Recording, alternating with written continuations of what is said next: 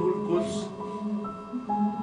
मैं तेरे हजूर में आता हूँ, तू जो बाप से सादिर हुआ और इसलिए सादिर हुआ कि बेटे की गवाही हमारे मुंह से निकले। सो हम खुदा के बेटे यीशु मसीह के जलाल और उसकी गवाही के लिए हमेशा सर्फ खर्च होते रहे। प्यारे रूह कुदस आज भी तौफीक बख्श और बिलखसूस तासीर बख्श, क्योंकि मेरे अल्फाज मुर्दा अल्फाज हैं, अब बेतासीर अल्फाज हैं, लेकिन जब तू मेरे मुंह में बोलता है तो उनमें तासीर, कुव्वत, जोर, कुव्वत और समझने सीखने की सलाहियत मौजूद हो जाती है। सो आज भी प्यारे रूह कुद्दस तू ऐसा ही करना। इस दुआ को जिंदा खुदा के बेटे अपने खुदावंद यीशु मसीह के वसीला से मांगते सुनते हैं। आमीन। बाप तेरा शुक्र। अच्छा जी, अब वो पहुंचता है कि हम खड़े हों ताकि हम तिलावत कर सके। खुदा का बंदा मुकद्दस पौलुस रसूल रोमियो को खत लिखते हुए उसका 3 बाब उसकी 23 आयत लिखता है और ये हम सब पढ़ेंगे। पिछले दिनों में भाई परवेज ने ये जिक्र मेरे साथ बहुत ज़्यादा किया और खुदा ने ये चंद आयतें मुझे दी जिसमें मैं बात कर सकूं, और इसमें कुछ बातें मुकाशफाती थी जो मैंने नहीं लिखी, लेकिन मुबशर परवेज साहब मेरे साथ रासबाजी पे मुसलसल बात करते रहे और मेरे पास इतना मवाद नहीं था, लेकिन फिर भी एक आयत खुदा ने अब दी तो उस पर आज मैं बात करूंगा। जितना भी खुदावंद रूल को समय सिखाना चाहे सो वो सिखाएगा। रोमियो 3 बाब 23 आयत हम पढ़ेंगे जी। इसलिए कि सबने गुनाह किया और खुदा के जलाल से महरूम हैं। जी, कलाम का पढ़ा और सुना जाना हम सबके लिए बायस तशरीफ जी।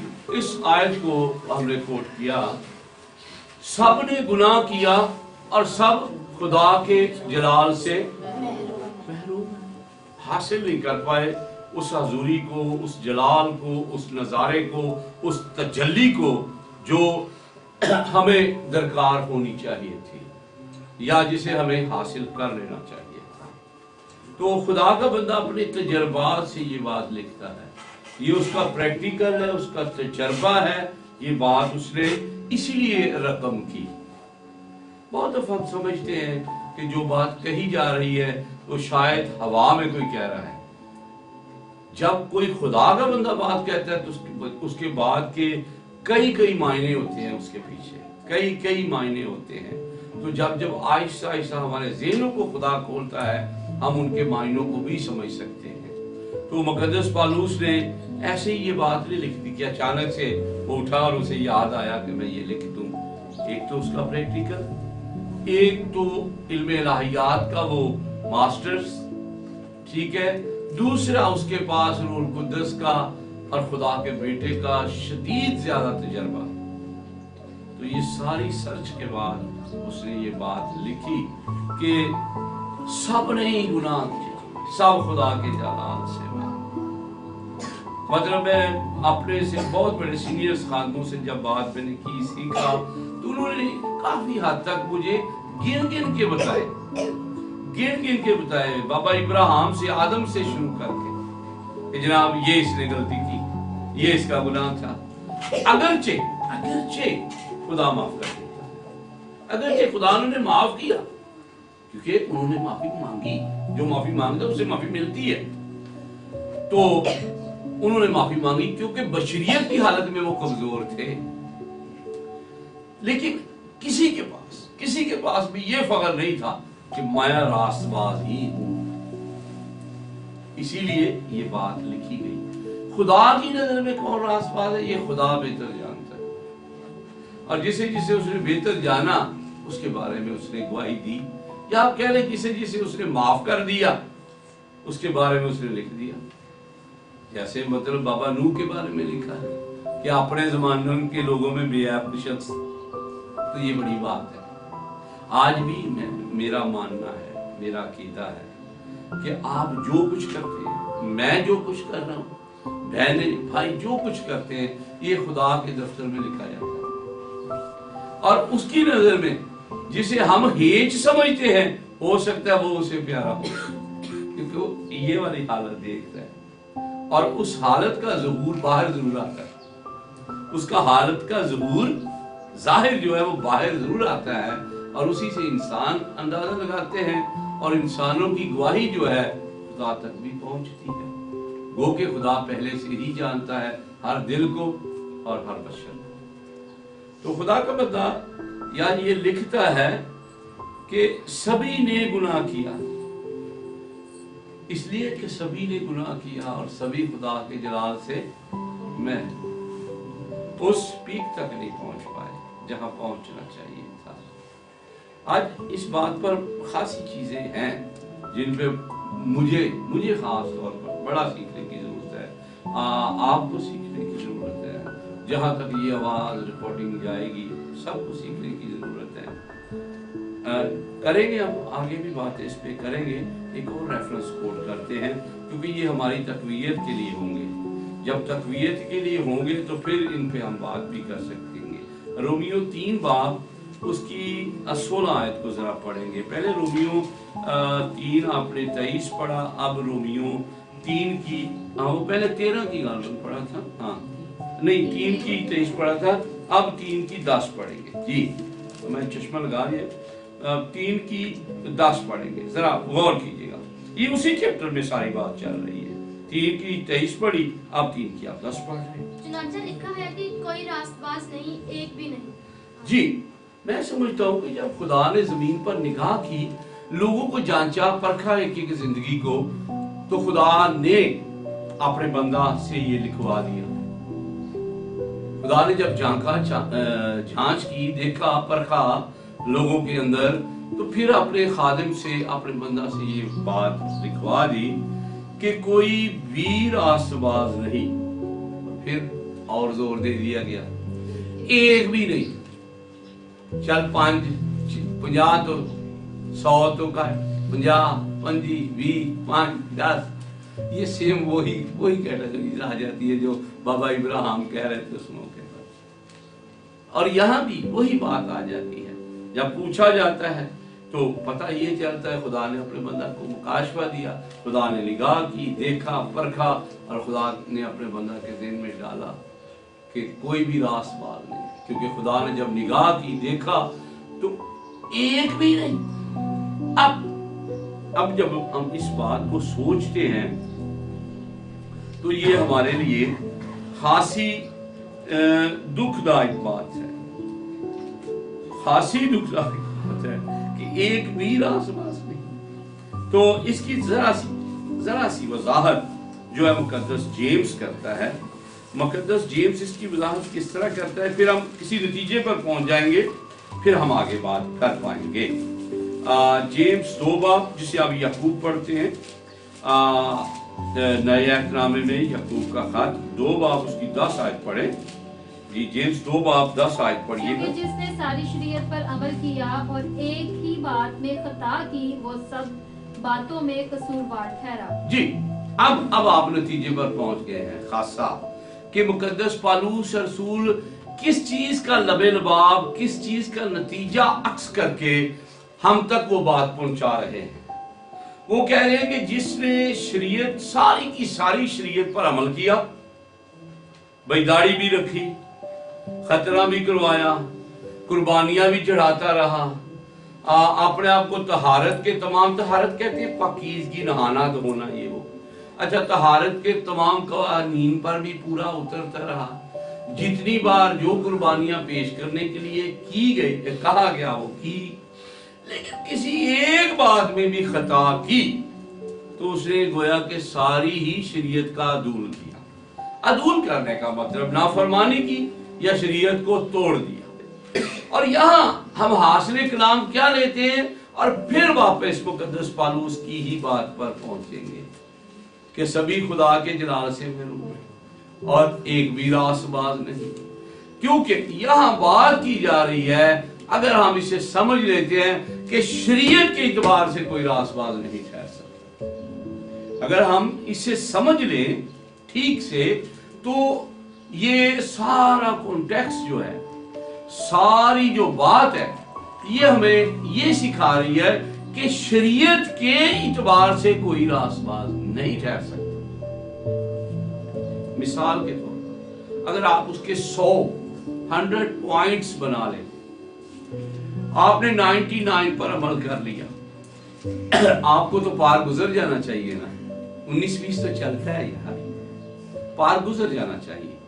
لیکن اگر آپ نے 99 پر بھی عمل کیا، ایک پر نہیں کیا، تو گویا آپ نے ساری شریعت پر نہیں کیا۔ یہ شریعت بتاتی تھی، یہ شریعت میں لکھا ہے، اور اسی کی وضاحت مقدس پالوس کر رہے ہیں۔ اسی پر ہم آج اپنا دھیان کر رہے ہیں، یا دھیان لگا رہے ہیں، یا سیکھ رہے ہیں، کیونکہ مقدس پالوس اسی بات کو فلپس کے نام میں بھی کہتے ہیں، فلپی میں بھی، پھر یہ یہاں ہم نے دیکھا کہ جیمز کے خط میں بھی کسی بات کی وضاحت کی گئی، پہلے پالوس بھی اس کی وضاحت 2 ریفرنس میں کر رہے ہیں، اور ہمیں یہ بتا رہے ہیں کہ شریعت کے اعتبار سے آپ نے، چونکہ جس نے ساری شریعت پر عمل کیا اور ایک چھوٹی سی بات، ایک ہی بات میں عدول کیا، حکم عدولی جسے آپ کہتے ہیں، یعنی تھوڑا نہ مانا، تو اس نے ساری شریعت پر حاصل کلام ہم یہاں سے یہ لیتے ہیں، نتیجات سے یہ کرتے ہیں۔ آپ جب سارے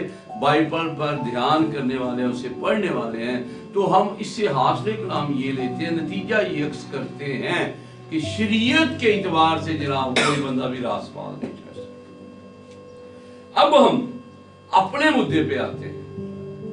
اس کا مطلب ہے کہ یہ ہمارے درمیان طے پا گیا کلام حق میں سے کہ شریعت کے اعتبار سے کوئی بھی راست باز نہیں ٹھہر سکتا۔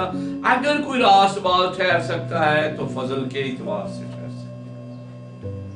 اگر کوئی راست باز ٹھہر سکتا ہے تو وہ فضل کے اعتبار سے راست باز ٹھہر سکتا ہے۔ اب اس فضل کی ذرا آج وضاحت کریں گے کہ کس طرح آدمی راست باز ٹھہرتا ہے۔ جی، اب آج کا جو مضمون ہوگا، آج کا جو محور ہوگا، اسے ذرا غور سے سنیے گا۔ 3 باتیں میں کہوں گا، اس کی آپ کے لہذا سے اپنی جیسے آپ بولتے سنتے ہیں آپ کو اس کی ڈیفینیشن کا پتہ چل جائے گا۔ راست بازی بامقابلہ ریاکاری، راست بازی ورسز ریاکاری، راست بازی یا ریاکاری، یہ اس کا ٹائٹل ہوگا، ٹھیک ہے۔ کس موڑ پہ، کس جگہ پر میں نے لا کے اسے کھڑا کیا ہے، یہ ہم اپنا موازنہ کریں گے کہ ہم کس جگہ پر کھڑے ہیں۔ اب اس کا ٹائٹل آپ نے سن لیا ہے، اسی پر ہم سیکھیں گے کہ راست بازی ہمیں فضل سے ملتی ہے، مفت میں ملتی ہے، اور راست بازی کے ساتھ ساتھ جو چیز چلتی ہے وہ ہے ریاکاری۔ جتنے بھی لوگ اپنے مقام سے گرے ہیں وہ ریاکاری کی وجہ سے گرے ہیں۔ اچھا جناب اقبال بھائی، آپ بھی دیکھیے گا، غور کیجیے گا کہ اب میں اس پر، اگر میں ریاکاری پر بات کروں تو میں پہلے یہ بات کر لوں کہ ریاکاری کسے کہتے ہیں۔ اگر کسی کو کنفیوژن ہو تو پھر وہ میری بات کو ذرا سن لے۔ بہن جی آپ بھی، ریاکاری کسے کہتے ہیں، میں ذرا سادہ لوگوں میں بات کروں گا کہ آپ کو پتہ چل۔ بہت سارے ہیں اسٹوڈنٹس جنہیں پتہ ہے کہ ریاکاری اس چیز کو کہتے ہیں۔ موٹے لفظوں میں ریاکاری آپ کے باہر کچھ اور اندر کچھ اور ہو، اسے ریاکاری۔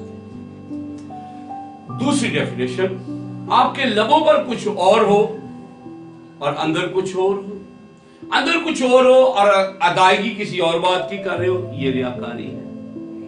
آپ کسی کا اونچا مرتبہ، اس کی شان و شوکت دیکھ کر کسی سادہ رو آدمی کے ساتھ زیادتی کر رہے ہو، اسے ریاکاری کہتے ہیں۔ آپ اپنے فائدے کے لیے، میرا بھائی اقبال کے ساتھ فائدہ ہے یار، میں عاشر کے ساتھ زیادتی کر دوں گا، اسے ریاکاری کہتے ہیں۔ حالانکہ اگرچہ بھائی عاشر ہی ٹھیک ہو تو میں بات آپ کی کرتا ہوں، کیونکہ میں ریاکاری کروں۔ تو ریاکاری اور راست بازی دونوں نہیں چلتے، ان میں گڑبڑ ہو جاتی ہے اگر آپ انہیں کٹھے چلائیں گے۔ اور آج کی دنیا کے اندر جب بھائی پرویز بھی میرے ساتھ اتنے 2-3 باقاعدہ انہوں نے سیٹنگ کی میرے ساتھ، اور میں اس نتیجے پر پہنچا ہوں کہ راس بازی کو گلا گھونٹنے والی چیز ہی ریاکاری.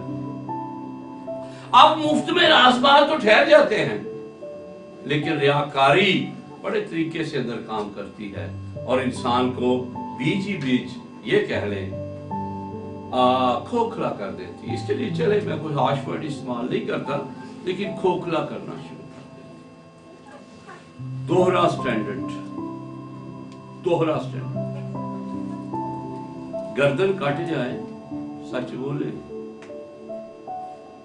اور بائبل میں سے ہم یہ بات سیکھیں گے کہ کس طرح لوگوں نے ملامت اٹھائی لیکن بولا سچ.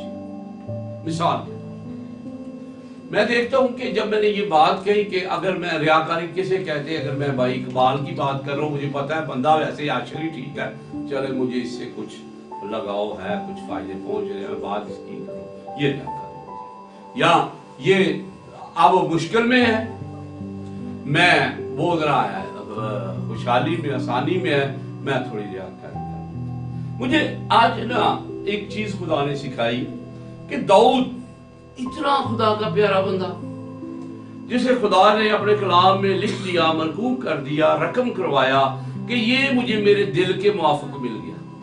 حالانکہ غلطیاں اس سے بھی ہوئی، غلطیاں ہوں گی اور اتنی سیریس غلطیاں، ایک تو بہت سیریس غلطیاں. لیکن میں کہتا ہوں کسی گناہگار کو یقین کرے تسلی دینے کے لیے وہ غلطیاں کام آتی ہیں کہ وہ گناہ سے باہر آ جاتا ہے کہ خدا انہوں معاف کر سکتے تھے، میرے جا کلمویاں انہوں کیوں نہیں کر سکتے. اس لیے لوگ باہر نکل آتے ہیں. داؤد کی یہ غلطی بھی لوگوں کو تسلی دے دیتی ہے. میرا پریکٹیکل ہے اس بات میں. اچھا، اب خدا نے اسے پسند کیا، غلطیاں ہوئی، اس نے کہا میں نے خدا کا گناہ کیا، نبی نے کہا معاف بھی خدا نے تجھے کیا، سو دوبارہ بھی ریپیٹ ہوئی غلطی، خدا نے معاف کی. لیکن اب بات یہاں داؤد نے کوئی ریاکاری نہیں کی، اسے غلطی ہوئی، خدا سے معافی مانگی، رویا بلکہ غلطی ہوئی، اسے کہا خدا مجھے سزا دے، ان بھیڑوں کو کیوں سزا دے گا. لیکن ایک کریکٹر آپ کو بتاتا ہوں کہ جہاں ریاکاری ہے، جو لوگ بائبل کا مطالعہ کرتے ہیں، میں اگر نہیں بھی ریفرنس چلے دیتا تو آپ اس بات کو سمجھ. بائبل میں ایک کردار ہے سمی بن جیرا. اچھا، جب مقدس دور پر بہت برا وقت چل رہا تھا، بہت برا، یعنی ساری کہہ لے اس ملک کی طاقتیں جو تھی وہ ساری کی ساری صرف اور داؤد کے خلاف تھی. یعنی پورے کا پورا شیطان ساری طاقتوں میں سمایا ہوا تھا اور داؤد اپنی جان بچا رہا تھا اور خدا سے فریادیں کر رہا تھا. جس نے بھی مطالعہ کیا ہے، میں جب بات کروں گا تو آپ کو پتہ چلتا جائے گا. اپنی جان بچا رہا ہے اور خدا سے فریادوں پر فریادیں کر رہا ہے. زبوری اس پر لکھے ہوئے ہیں خاصے. اچھا، پہاڑ کے اس طرف چل رہا ہے اور دوسری طرف کیا ہو رہا ہے؟ بندہ فائدہ کیسے اٹھاتا ہے، ریاکاری چیز کیا ہے. اس سے پہلے اس کی یہ ضرورت نہیں تھی، وہ ریاکاری کاری نہیں ہے. اب وہ جب مصیبت زدہ ہوا، ابھی شلوم اس کے خلاف کھڑا ہوا، دوسری قوتیں کھڑی ہوئی، حالات بدلے، لیکن میں داؤد کی زندگی میں ایک دیکھتا ہوں کہ وہ ڈٹا رہا کہ میرا خدا میرے لیے سب کچھ کرے گا، اور خدا نے اسے فتح سے بڑھ کر غلبہ بخشا. ہاللیلویا. اچھا، اب ایک کردار بیچ میں آتا ہے سمی بن جیرا. وہ کیا کر رہا ہے؟ ایک طرف داؤد چل رہا ہے اپنے ساتھیوں کو لے کے، ایک طرف جناب ساتھ چلتے ہوئے ایک تو اسے پتھراؤ کر رہے ہیں، کچھ نے چیزیں مار رہے ہیں اور ساتھ ساتھ لعنت کر رہے ہیں، خدا کے بندے پر لعنت کر رہے ہیں. یعنی اسے ڈسہارٹ تو وہ ہوا ہی تھا، اسے جھوٹا بھی قرار دے رہے ہیں، غلط بھی کہہ رہے ہیں اور لعنتیں بھی کر رہے ہیں. اور وہ بنیامین کے قبیلے کا سمی بن جیرا تھا. اور واقعہ یا وقوعہ کچھ یوں ہے کہ وہ کرتا رہا. ساتھیوں نے کیا کیا کہ جناب آپ حکم لگائے تو ہنے ہی اس کتے نو میں فارغ کر دیں. لکھا ہے کہ انہوں میں ہنے ہی اس بے شرم نو یا جو بھی ہارش ورڈ لکھے تو ابھی اسے میں فارغ کر دوں. یعنی کہنا نہیں، ایدہ وقت ہے، अगर मैं अपनी जुबान में कहूं तो वो क्या कह रहा है, इना वक्त है, इन्हें कहने दो, ठीक है।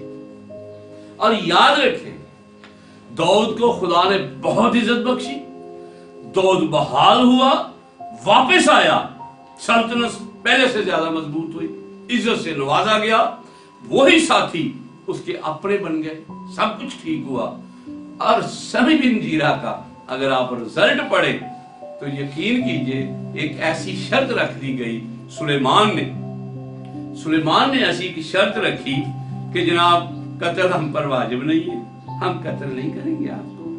आप जनाब जिस दिन यरूशलेम से भागेंगे तो होगा क्या, फिर हमारी मजबूरी होगी, फोर्स आपको कत्ल कर देगी या आप कत्ल कर दिए जाएंगे। उसका नौकर गुलाम इसी तरह उसे मिलता नहीं, माहौल कुछ इस तरह का बनता है, वो उस ट्रेजेडी में यरूशलेम से बाहर निकलता है और हलाकत का लुकमा बनता है।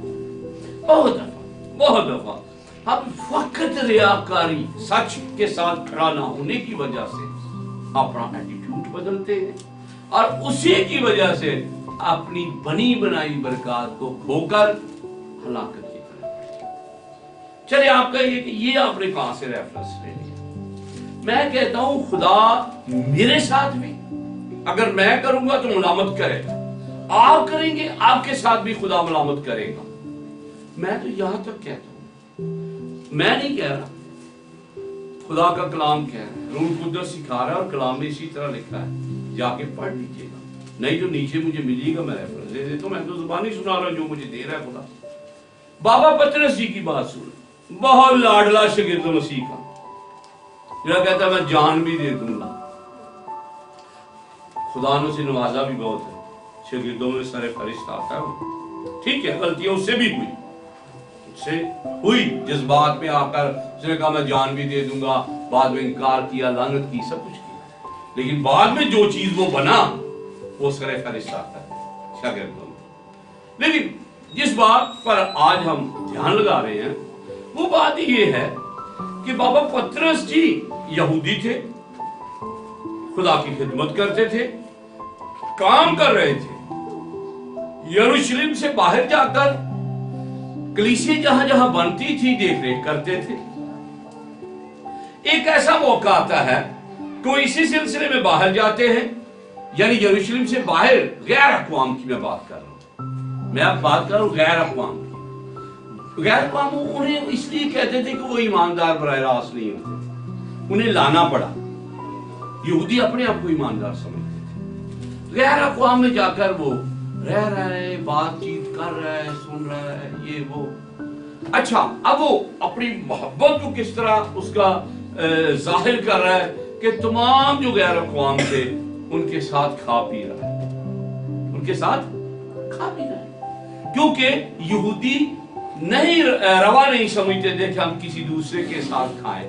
यही बात तो सुहार के कुएं पर उस सामरी औरत ने कही थी मसीह से कि तू इतनी पाक जात का होकर मुझसे पानी मांगदा, यानी प्लीज जे लोगों को साडा भांडा प्लीज, साडे हाथ प्लीज, साडे ते कोल लोग परा हुंदे ने।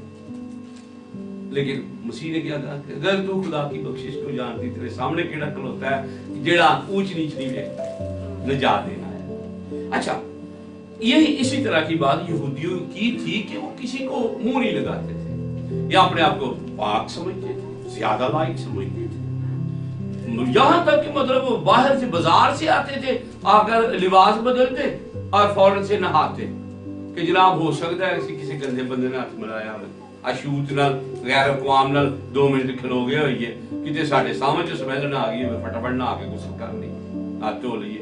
मैं कहना वा जी, मैं समझता हूं कि वहां वो ये समझ रहे थे कि शायद कोरोना आ गया, उनके नजदीक उस वक्त कोरोना था, कोई जनाब हाथ धो लो, सैनिटाइजर कर लो, किसी ने हाथ नहीं मिलाया गया गलती ना, और वो इस तरह करते थे। और मुकद्दस बाबा जी, बाबा पतरस जी दयालु नजर आ रहे हैं, हमें बड़े दयालु नजर आ रहे हैं और गैर अक़वाम के साथ खा पी रहे हैं कि जनाब गैर अक़वाम भी हमारी अक़वाम है, हम उन्हें बुला रहे हैं खुदा की तरफ, ये वो सब कुछ कर रहे हैं। और अचानक एक वफद यरूशलेम से चला जाता है उस जगह पर जहां पहले बाबा पतरस जी थे। ایک وفد جاتا ہے کچھ لوگوں کا، اور بابا پطرس جی کیا کہتے ہیں، جو ہی یہودیوں کا وفد وہاں جاتا ہے کہ اتنے لوگ نئے ایمان لے کے آئے ہیں، انہیں بپتسمہ دینا ہے، یہ کرنا ہے، وہ کرنا ہے، بابا جی ان کے ساتھ کھانا پینا چھوڑ دیتے ہیں، ان کے ساتھ مل کے کھانا پینا چھوڑ دیتے ہیں۔ اٹ مینز کہ ہو سکتا ہے کہتے ہیں جناب ذرا میرے برتن علیحدہ رکھنا۔ جب یہ بات مقدس پالوس نے دیکھی تو اس نے لکھ دیا کہ تو تیرا یہودی ہو کر یہ رویہ ہے تو غیر اقوام کا پھر کیسے ہوگا؟ اور یہ کلام میں بات رقم ہے کہ کیفا ٹیڑھی چال چلا، کیفا نے ریاکاری کی اور میں نے اسے روبرو ملامت کی۔ اسے کہتے ہیں ملامت کرنا، سچ بات منہ پر۔ بابا جی ریاکاری کر رہے ہیں، ہم تو تھوڑا بہت چرچ جاتے ہیں گھنٹے دو کے لیے، بابا جی کا تو مشن ہی سارے کا سارا خدمت کا تھا۔ وہ تو چٹان تھے، چھوٹی چٹان تھے مسیح کے لیے، اور ساری کلیسیا کی بیس کر رہے تھے، بیس بنے ہوئے تھے، اور کام کیا کر رہے تھے؟ ریاکاری۔ تو ہمارا ٹائٹل کیا ہے؟ ریاکاری یا راس بازی ورسز اور آپ کی راس بازی کا بیڑا غرق کرنے والی ریاکاری ہے۔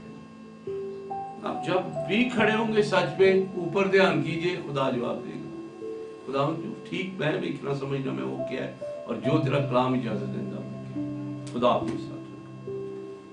اب بابا جی ریاکاری کرتے ہیں۔ آج اگر ہمارے اندر یہ ریاکاری ہوگی، ایک ریفرنس ہم پڑھ لیتے ہیں، پہلا تواریخ اس کا 4 باب 10 آیت پڑھیں۔ یہ بھی مطلب میرے لیسن میں لکھا ہوا نہیں ہے، یہ میں پاس ہی دے رہا ہوں تاکہ ہم بات کریں کہ شریعت کے اندر بھی ایسے لوگ تھے۔ جی پہلا تواریخ 4 باب 10 آیت کو پڑھیے، یبیس کی بات ملے گی۔ اور یبیس نے اسرائیل کے خدا سے یہ دعا کی، اور یبیس نے یہ جلادی آدمی تھا، جی میں زبانی بات بتا رہا ہوں، یہ جلاد کے قبیلے کا تھا، اور یہ جلاد کا قبیلہ اگر زیادہ سٹڈی کرتے تو بنیامین سے جا دیتا، ٹھیک ہے۔ اچھا یہ بندہ یبیس جو ہے جلاد کے شخص ہے، اس علاقے کا ہے، لیکن اسرائیل کے خدا سے دعا کر رہے ہیں، اور دعا کیا کر رہے ہیں؟ جی پڑھیے۔ تو مجھے واقعی ہی برکت دے، تو مجھے، جھوٹ میں نہیں، ایویں دی برکت نہیں، جھوٹ فریب دی برکت نہیں، جھوٹ فریب دی۔ اب میں جھوٹ فریب کی آپ کو بتا رہا ہوں۔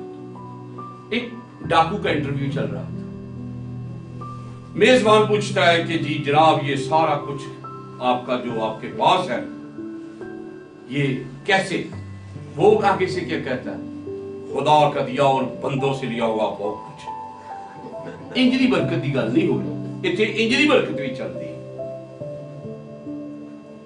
خدا کا دیتا آیا تے بندہ کو دیتا آیا، بڑا کچھ ہے جی۔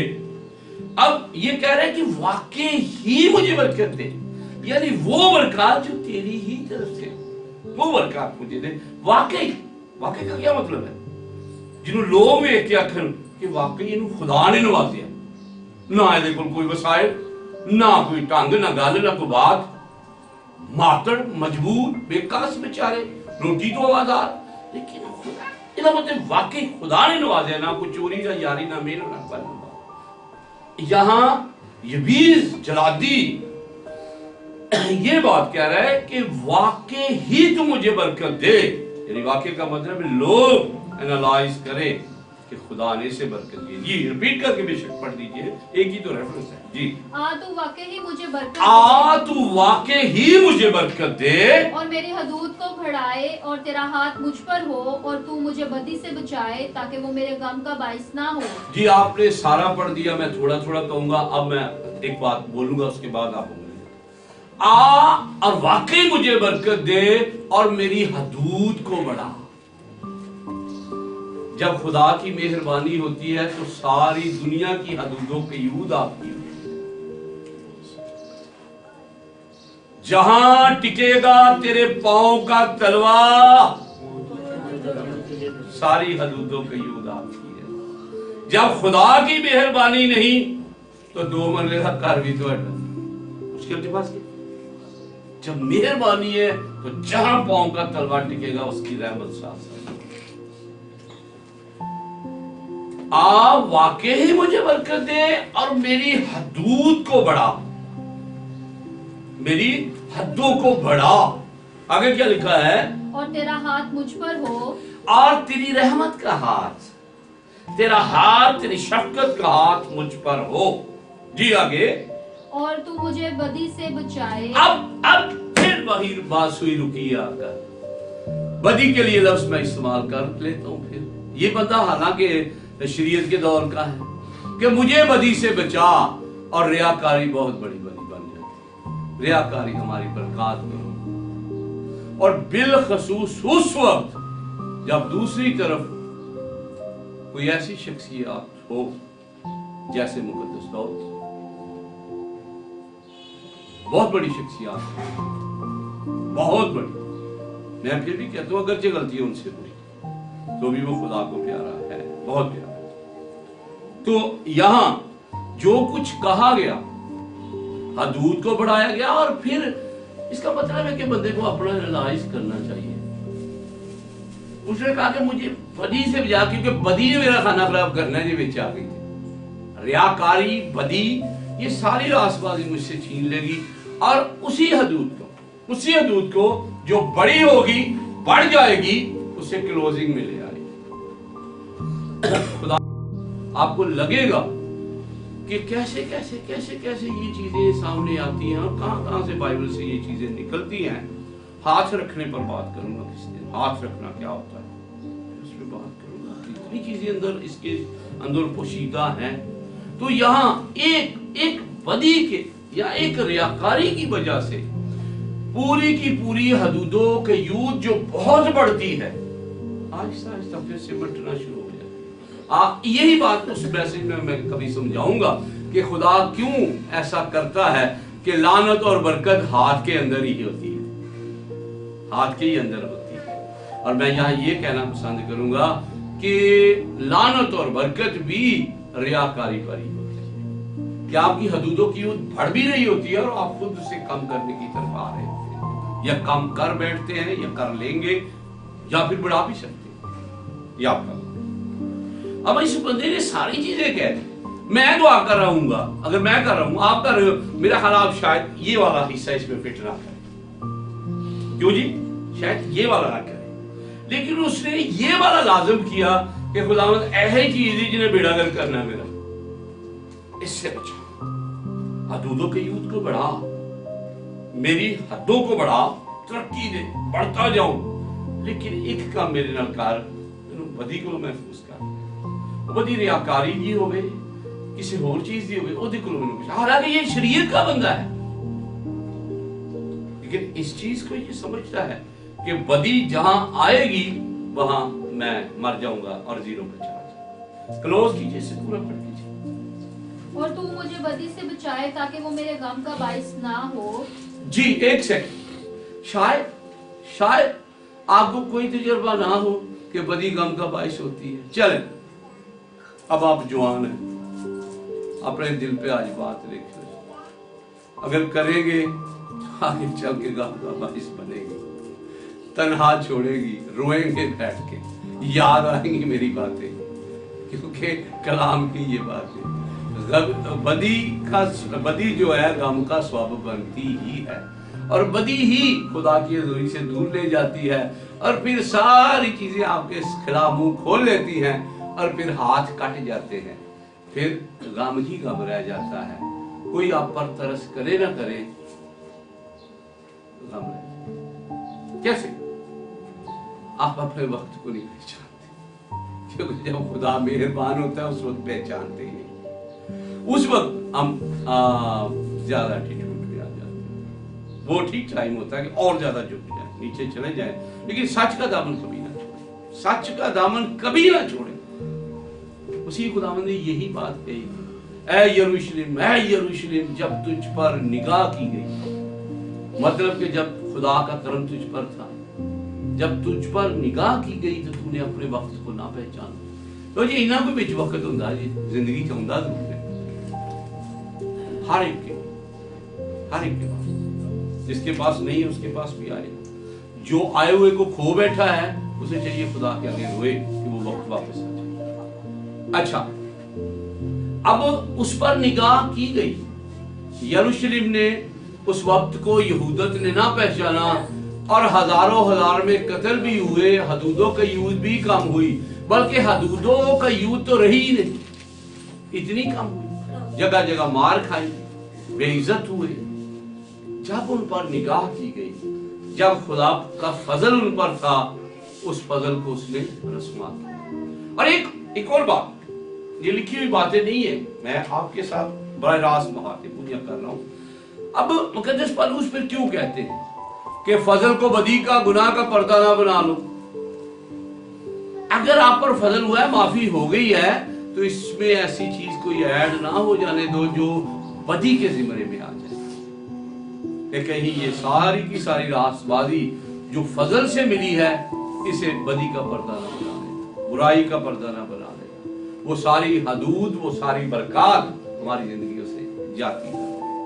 तो मसीह खुदावंद ने जो बयान दिया वहां, वो भी आपने सुना कि ऐ यरूशलेम, ऐ यरूशलेम। मुकद्दस पौलुस जो कह रहे हैं वो भी आपके सामने है कि फजल को या फजल के रूप को रंजीदा न करो, और फजल को इसके लिए इसकी टेक ना बनाओ कि आप जो भी करेंगे वो शायद खुदा को काबिल कबूल है। नहीं है, जो सच है फकत सिर्फ सच कबूल है और वही रहेगा।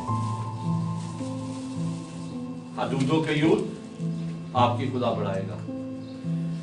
सवाल यह है कि आप उसे कितना बढ़ने देते हैं, आप उसे कितना कम करना चाहते हैं, ये आप पर। खुदा इस पे आपको कभी नहीं रोकेगा। जितनी चाहे बढ़ा ले, जितनी चाहे, ये आप पर है। अच्छा, मैंने आपको मुकद्दस पतरस की भी बात कही कि अब जरा एक बार देखें, अगर हम अपने लिए ये बात करें, हो सकता है हमें बुरी लग जाए। मुझे भी कहे तो मुझे बुरी लग जाए, आशिर को कहूँ बुरी लग जाए, बहन को कहूँ बुरी लग जाए, बहन को कहूँ बुरी लग जाए। मुझे ये बड़ी हैरत हमेशा हुई कि बाबा पतरस जी को आमने सामने जाके उसने मलामत की थी, ये नहीं कि पीछे मुंह पर, कि तू रियाकारी की टेढ़ी चाल चलता है, मुंह पर। और बाद में मुकद्दस पतरस बाबा पौलुस जी के बारे में इतने अच्छे कमेंट्स करते हैं, यकीन कीजिए कि मैं सोचता हूँ इनकी चीजें चंगी बड़ी मुखालफत करना, होलियाकारी शुरू कर देना।